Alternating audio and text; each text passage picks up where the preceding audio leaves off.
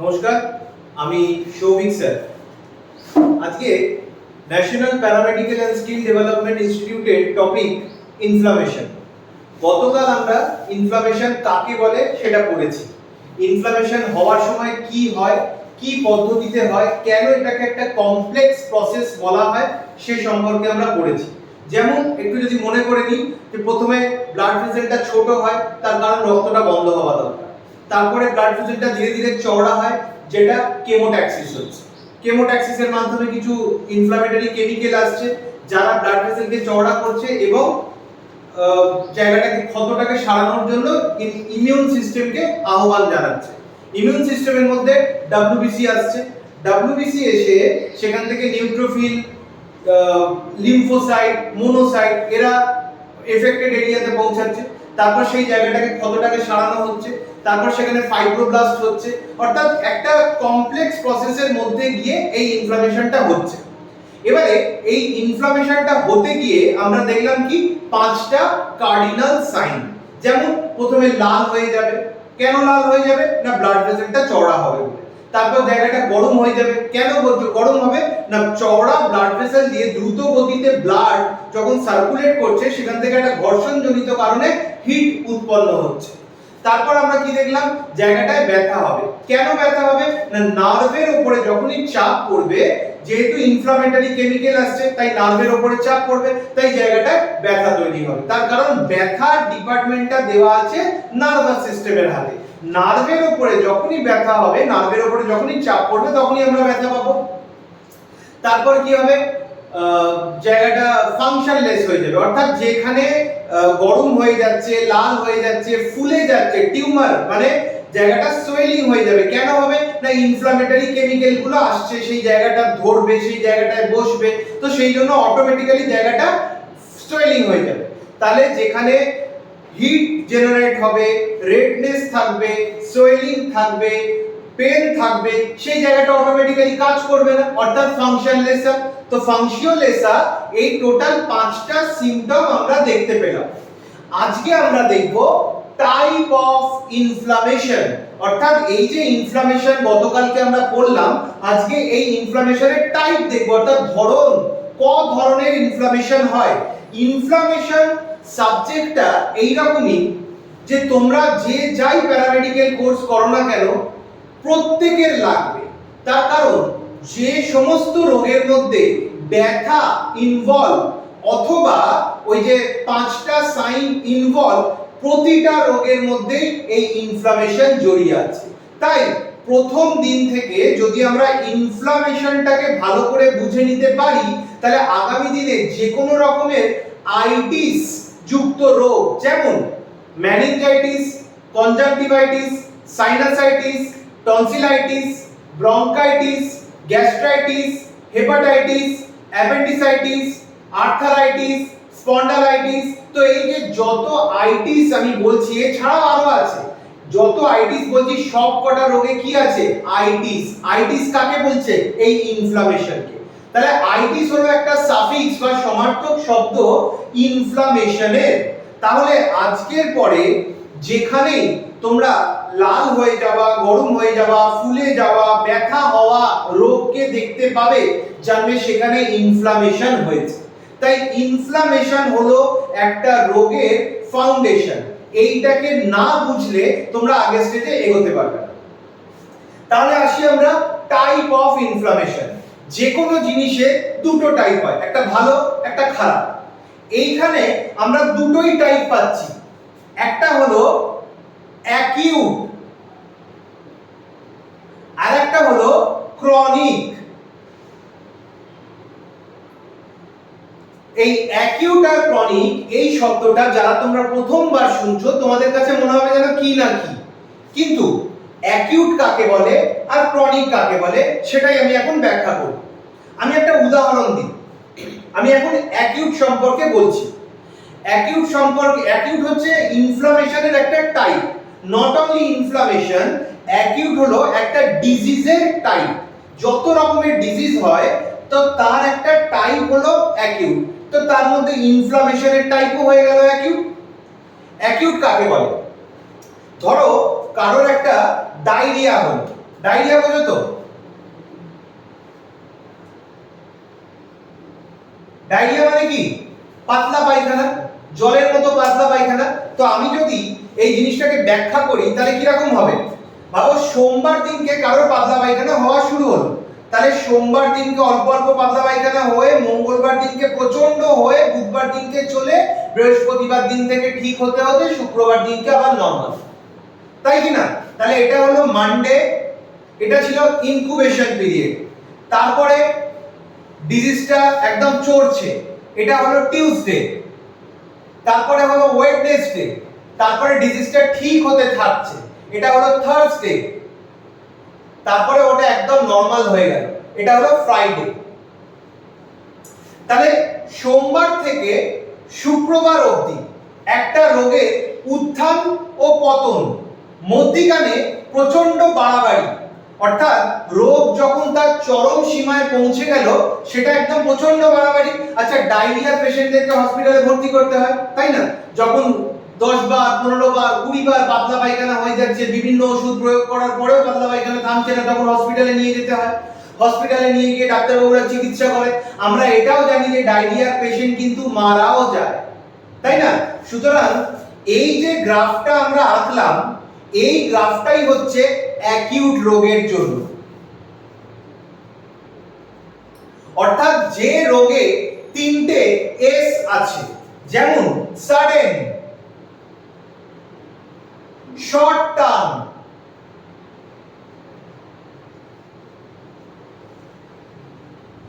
Sudden আছে, short term রয়েছে, আর রয়েছে স্ট্রেস।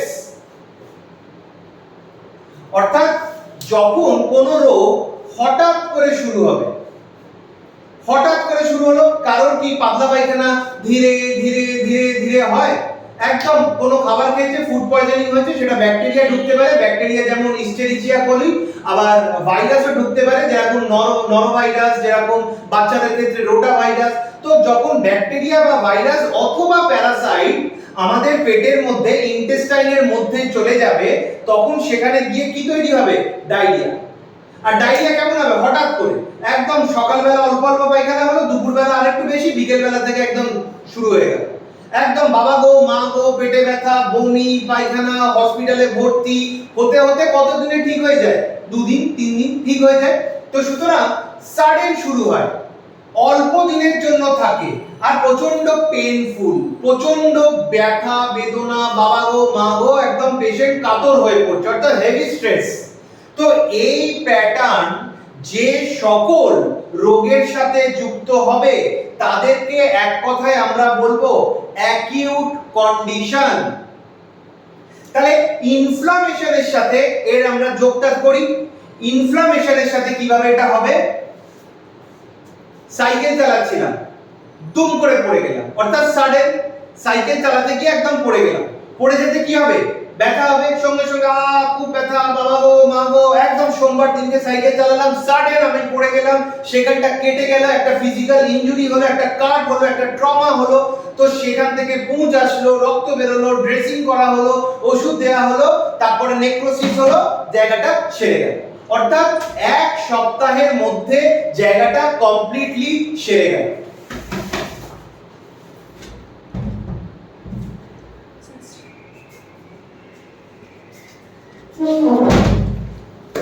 এক সপ্তাহের মধ্যে জায়গাটা সেরে গেল। তার মানে এই যে গ্রাফটা আমরা আঁকলাম, যেটা সাডেন শুরু হলো, একদম উচ্চতম জায়গায় গেল, তারপর সেখান থেকে আবার ধীরে ধীরে সেরে গেল, আবার ব্যাক টু প্যাভিলিয়ন, অর্থাৎ নরমাল লাইফে ফিরে আসা হলো। এই যে স্ট্রাকচারটা হয় সেটা যে কোনো রোগের ক্ষেত্রে এবং ইনফ্লামেশনের ক্ষেত্রে একেই বলে অ্যাকিউট। এইটা ইউজুয়ালি বেশি দিন থাকে না, কারণ এটা শর্ট টার্ম, এটা 1 সপ্তাহ 2 সপ্তাহ, বড় জোর 3 সপ্তাহ থেকে 4 সপ্তাহ, এর মধ্যে এই ধরনের রোগকে সেরে যেতেই হবে। কখনো শুনেছো কারোর পাতলা পায়খানা 1 মাস ধরে চলছে? তাহলে তো সে বাঁচবেই না। কারোর কেটে গেছে, রক্ত বেরোচ্ছে, সেটা 10 দিন ধরে চলছে, তাহলে তো সে বাঁচবেই না, রক্ত তো বেরিয়ে যাচ্ছে। It has to B stop at any how. সুতরাং ওই পাতলা পায়খানা হোক অথবা কোনো অন্য কিছু রোগ হোক, যেমন আমি যদি একটু উদাহরণ দিই, অ্যাকিউট রোগের কয়েকটা উদাহরণ দিই, যেমন অ্যাকিউট ব্রঙ্কাইটিস, ব্রঙ্কাইটিস মানে কি? প্রচন্ড সর্দি কাশি। ব্রঙ্কাই এর মধ্যে দেখো কি আছে? আইটিস আছে না? আইটিস মানে কি? ইনফ্লামেশন। সুতরাং ব্রঙ্কাই এর মধ্যে ইনফ্লামেশন হয়ে গেছে, আর এটা কোন টাইপের মধ্যে পড়বে? অ্যাকিউট টাইপের মধ্যে পড়বে। তারপরে ডায়রিয়া, যেটা নিয়ে আমি বোঝালাম, ডায়রিয়া। এরকম একাধিক রোগ রয়েছে যেগুলো অ্যাকিউট ইনফ্লামেশনের লক্ষণ। যেমন টনসিলাইটিস, সাডেনলি কারোর হতে পারে, প্রচন্ড গলা ব্যথা হবে, ঢোক গিলতে পারবে না, বাবা গো মা গো, জ্বর হবে, ডাক্তারের কাছে যাবে, ডাক্তার ওষুধ দেবে, এক সপ্তাহের মধ্যে হোপফুলি কিওর হয়ে যাবে। এক সপ্তাহ না হলে বড় জোর 2 সপ্তাহ। কিন্তু যে অ্যাকিউট ফেজটা থাকবে এটা কিন্তু আবারও শর্ট টার্ম। বোঝা গেল অ্যাকিউট সম্পর্কে? যে কোনো রোগের তীব্রতম জায়গায় পৌঁছে গিয়ে আবার নরমাল জায়গায় ফিরে আসা অল্প কয়েকদিনের মধ্যে তাকেই বলে অ্যাকিউট। এটা যে কোনো রোগের ক্ষেত্রে হতে পারে। সুতরাং ইনফ্লামেশনের একটা ধরন আমরা বুঝলাম যাকে বলে অ্যাকিউট। এবারে আসি পরের ধরনটা, যাকে বলবো ক্রনিক।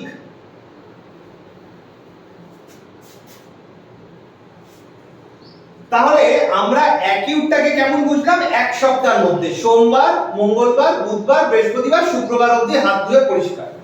এবারে আসি আমরা ক্রনিকে। ক্রনিকের যদি আমি গ্রাফটা আঁকি, তাহলে গ্রাফটাকে আমাকে এখান থেকে শুরু করতে হবে। দেখো ক্রনিকের গ্রাফটা, এটা পেশেন্ট ছিল নরমাল, তারপর ধীরে ধীরে বাড়লো। আচ্ছা, এটা হলো একদম হাই, এটা হলো একদম হাই, আর এটা হলো একদম লো।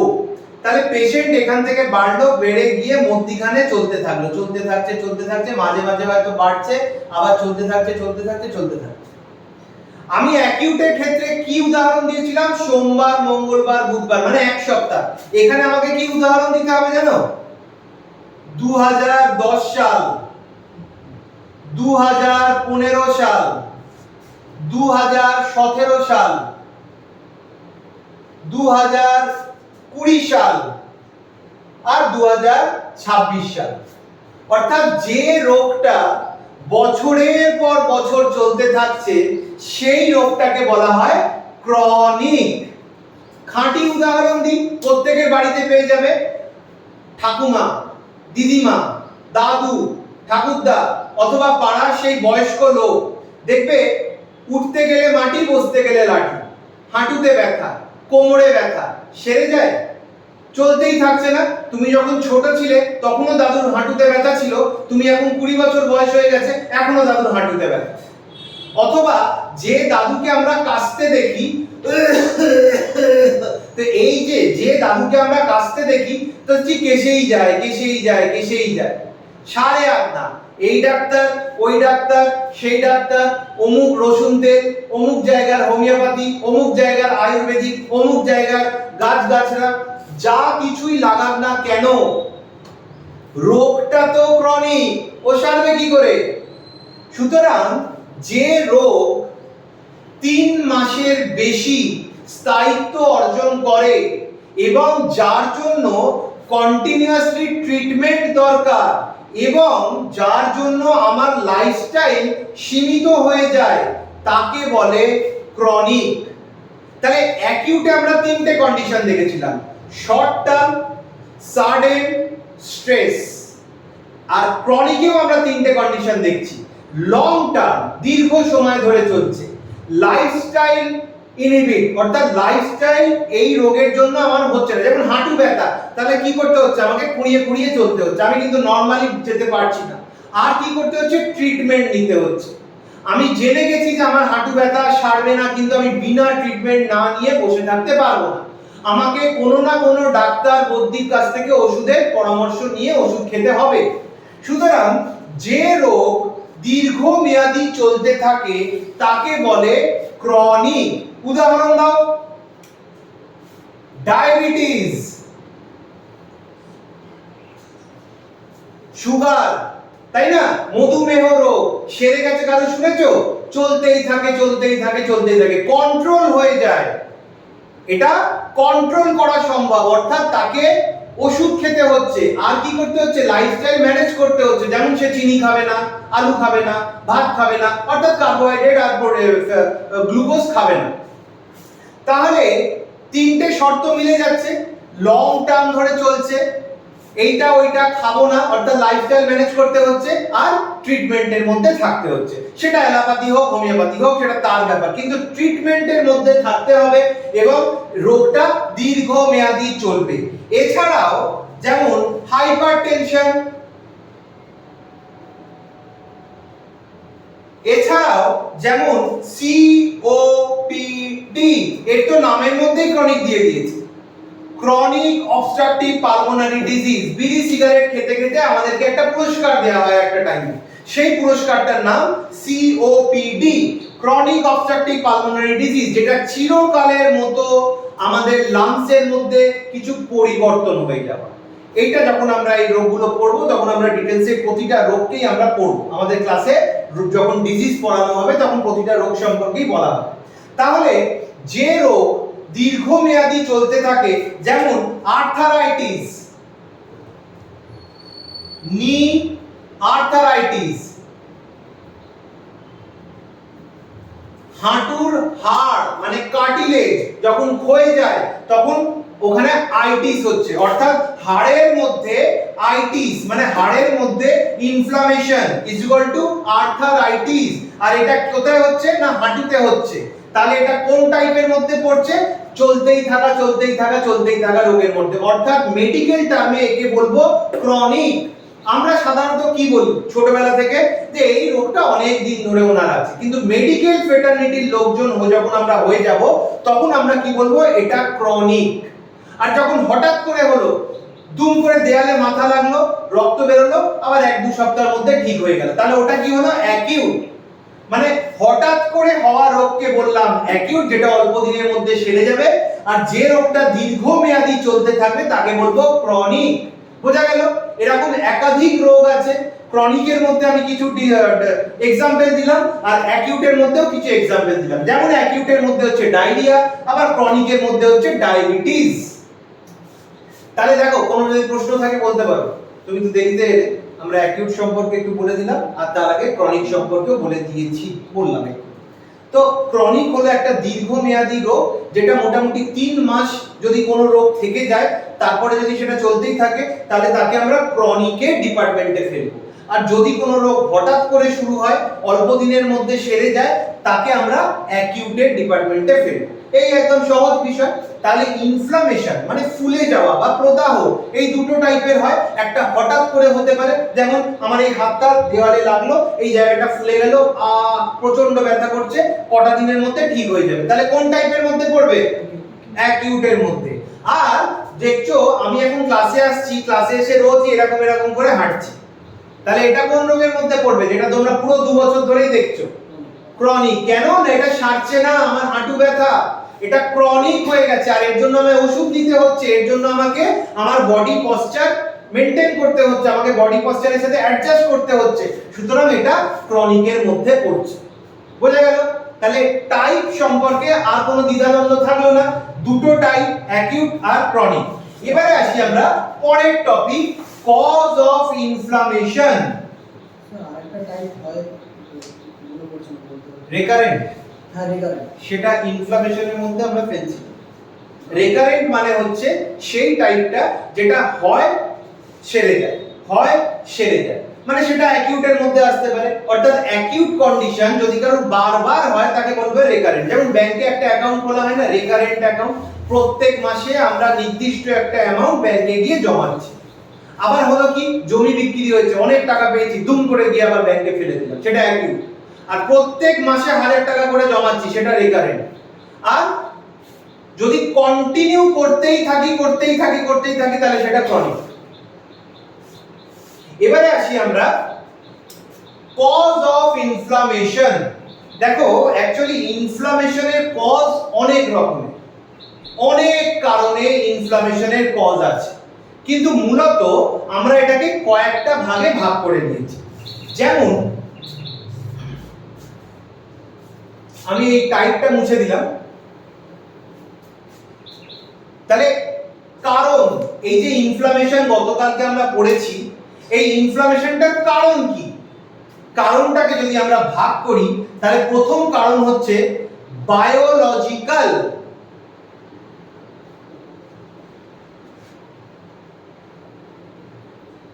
বায়োলজিক্যাল মানে যে সমস্ত জীবাণুর জন্য আমাদের ইনফ্লামেশন হয়, যে সমস্ত জীবের জন্য প্রাণ আছে, এরকম কোন জীবের কারণে, কোন প্যাথোজেনের কারণে যখন আমাদের ইনফ্লামেশন হবে তাকে বলবো আমরা বায়োলজিক্যাল কজ। যেমন বায়োলজিক্যাল কজের মধ্যে কি পড়বে? ব্যাকটেরিয়া, নাম করা একদম। তারপর কি আসবে? ভাইরাস। ভাইরাস ঢুকে যায় না আমাদের শরীরে, করোনা ভাইরাস একদম পুরো স্তব্ধ হয়ে গেছিল। Bacteria, virus, fungus, allergy, Parasite, protozoa. তাহলে এরা আমাদের শরীরের মধ্যে ঢুকলে আমাদের ইনফ্লামেশন হয়। তাহলে ইনফ্লামেশনের কারণ হিসেবে আমরা বায়োলজিক্যাল কারণকে মেনশন করছি, আর তার মধ্যে ফেলছি bacteria, virus, fungus, allergy, parasite আর প্রোটোজোয়া। দেখো, ব্যাকটেরিয়ার কারণে আমাদের সর্দি কাশি হতে পারে, পেটের সমস্যা হতে পারে। ভাইরাসের কারণেও আমাদের রেসপিরেটরি ট্র্যাক্ট ইনফেকশন হতে পারে, পেটের সমস্যা হতে পারে, অনেক কিছু হতে পারে। ফাঙ্গাসের কারণে একদম আমাদের দাঁত, হাজা, চুলকানি হয়। অ্যালার্জির কারণে আমাদের হাঁচি, কাশি, চুলকানি যা কিছু হতে পারে। প্যারাসাইট আমাদের পেটের সমস্যা করতে পারে, প্রোটোজোয়া আমাদের পেটের সমস্যা করতে পারে, দাঁতের সমস্যা করতে পারে। তাহলে এদের সবার জন্য আমাদের ইনফ্লামেশন হয়। তাহলে ইনফ্লামেশনের এক নম্বর কারণ হিসেবে আমরা কাকে পাচ্ছি? বায়োলজিক্যাল কজ, যার মধ্যে পড়ছে bacteria, virus, fungus, Parasite, protozoa. এরা প্রত্যেকে বাইরে থেকে আসছে, এরা আমাদের শরীরের মধ্যে নেই। শরীরের মধ্যে আছে, but they are the good, but এরা হলো ব্যাড, যারা বাইরে থেকে আসছে, এসে ইনফ্লামেশন ঘটাচ্ছে। এবারে আসি 2 নম্বর কারণে। 2 নম্বর হলো ফিজিক্যাল।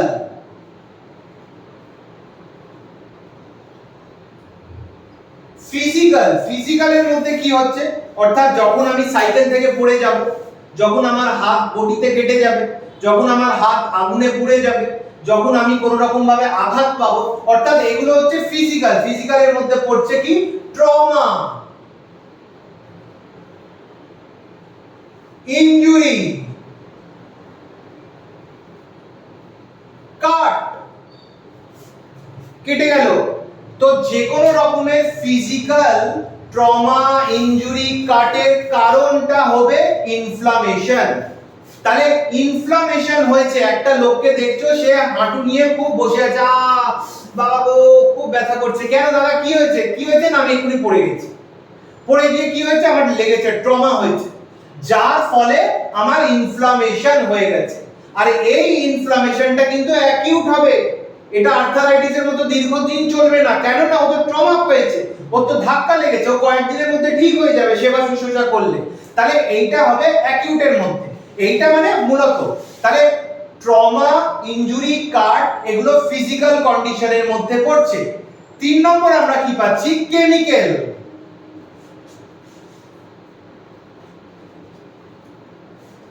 কেমিক্যালের মধ্যে যাবতীয় টক্সিন, যাবতীয় অ্যালকালাই থেকে শুরু করে অ্যাসিড,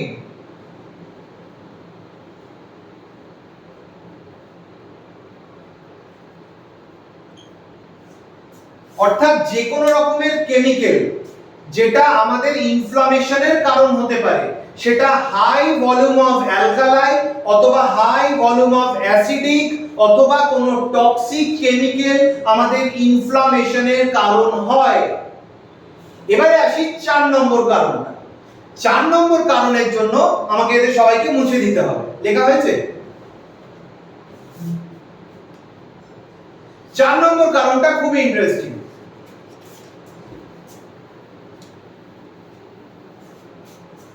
সেটা হলো অটো ইমিউন।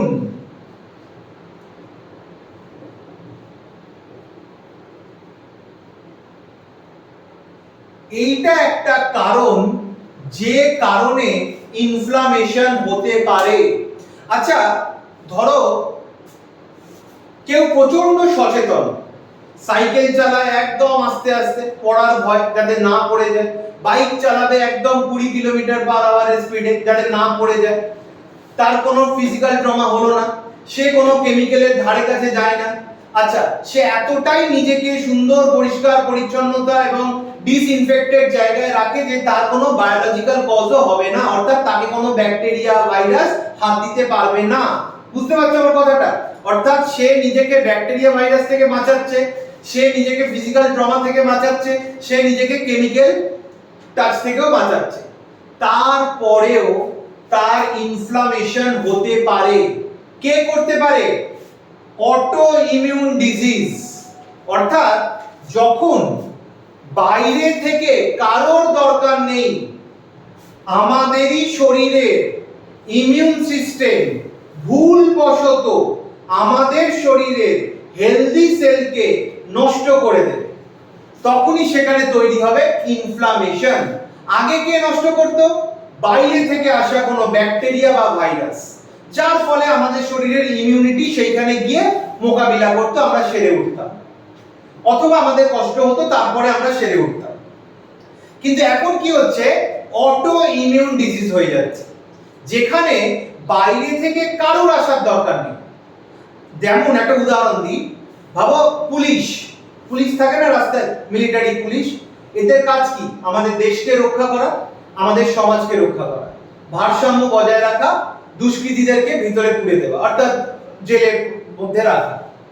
কিন্তু যদি কখনো শোনো যে পুলিশ নিরপরাধ লোককে মেরেছে, নিরপরাধ লোককে জেলের মধ্যে ঢুকিয়ে দিয়েছে, তাহলে তো সেই লোকটাকে অপরাধী করতে হলো না, তবুও সে জেলের মধ্যে চলে গেল।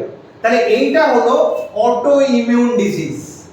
অর্থাৎ যেখানে আমার শরীরে বাইরে থেকে কেউ ঢুকলো না, আমি কোনো রকম আঘাত পেলাম না, আমার কোনো রকম কেমিক্যালের সংস্পর্শ হলো না, এত সত্ত্বেও আমার অটো ইমিউন ডিজিজ মাধ্যমে ইনফ্লামেশন হয়ে গেল।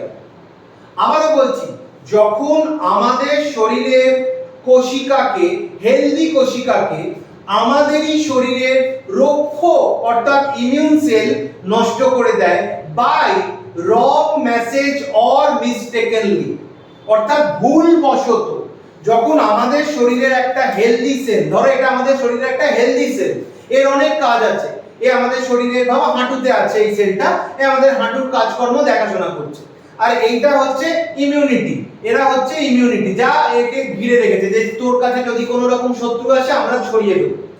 এবারে হঠাৎ করে এদেরই মধ্যে থেকে একজন এই সেলটাকে আঘাত আনলো, তাহলে বাইরে থেকে কেউ ঢুকলো না, এই সেলটাই আঘাতপ্রাপ্ত হলো তাদের রক্ষকের দ্বারা। অর্থাৎ রক্ষক যখন ভোগ্য, তখন তৈরি হবে অটো ইমিউন ডিজিজ। অটোমেটিক্যালি ইমিউনিটির দ্বারা তৈরি হওয়া রোগ। Classical example lupus, rheumatoid arthritis,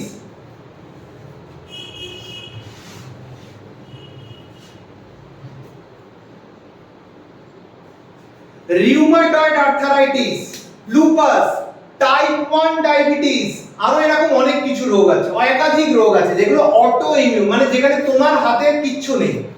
তাহলে তুমি একদম মাইকেল জ্যাকসনের মতো 50টা ডাক্তারে ঘিরে রেখেছো নিজের জীবনকে, বাট তবুও তোমাকে 50 বছর বয়সেই মাইকেল জ্যাকসনের মতো মরে যেতে হলো due to the auto immune.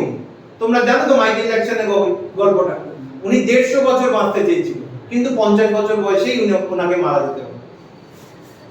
যাই হোক, সেটা আলাদা কারণ, ওনার ক্যান্সার হয়েছিল। কিন্তু আমরা এখানে অটো ইমিউন ডিজিজের জন্য ওনার ওই কন্ডিশনটাকে উদাহরণ হিসেবে আনলাম। সুতরাং যখন আমাদের রোগ, আমাদের ইমিউনিটি আমাদের শত্রু হয়ে গেল, সেখান থেকে যে রোগটা উৎপন্ন হয় তাকে বলা হয় অটো ইমিউন ডিজিজ।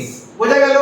আগামী দিনে পড়াশোনা করতে গিয়ে, প্যারামেডিক্যাল পড়াশোনা করতে গিয়ে তোমরা একাধিক এই সমস্ত উদাহরণের সম্মুখীন হবে, তখন যাতে তোমরা ভুলে না যাও, তাই আমি খুব ধীরে ধীরে ব্যাপারটাকে বোঝানোর চেষ্টা করছি যে অটো ইমিউন মানে অটোমেটিক্যালি ইমিউনিটির দ্বারা আনা বা তৈরি হওয়া একটা রোগ।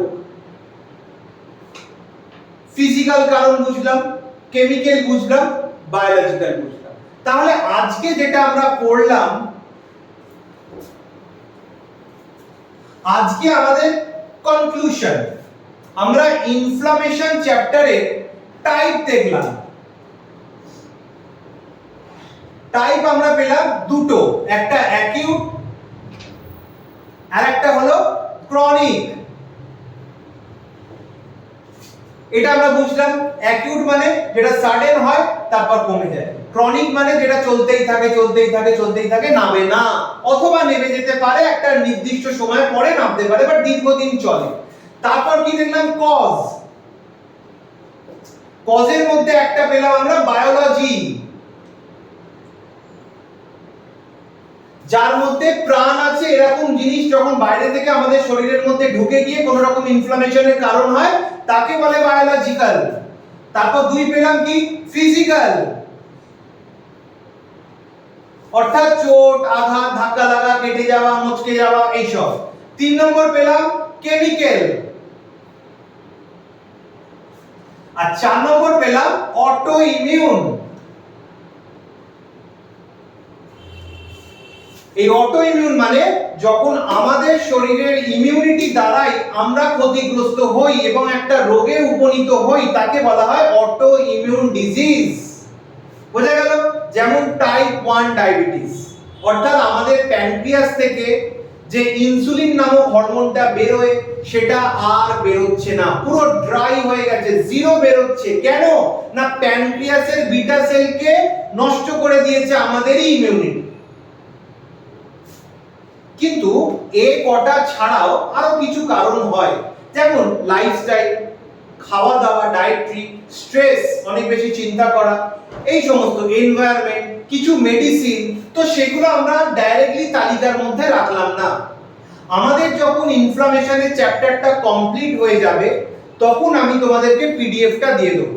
এই পিডিএফ এর মধ্যে আমি যা যা পড়াচ্ছি সেগুলো নোটস আকারে সম্পূর্ণটাই পাবে। তাহলে আজকে আমরা ইনফ্লামেশনের টাইপ আর কজে শেষ করলাম। বিগত দিনে আমরা পড়ে নিয়েছি ইনফ্লামেশন কাকে বলে এবং ইনফ্লামেশনের কার্ডিনাল সাইন, আর আগামী দিনে আমরা পড়ব এই ইনফ্লামেশনের ডায়াগনোসিস আর ট্রিটমেন্ট। অর্থাৎ যদি কারোর ইনফ্লামেশন হয়েই গেল তাহলে কি করে বুঝবো, কি ধরনের রক্ত পরীক্ষা করব, কি ধরনের ছবি করতে বলবো, আর সবশেষে এদের ট্রিটমেন্ট। ঠিক আছে? যদি কোনো কারোর প্রশ্ন থাকে করতে পারো। ঠিক আছে, থ্যাংক ইউ ভেরি মাচ।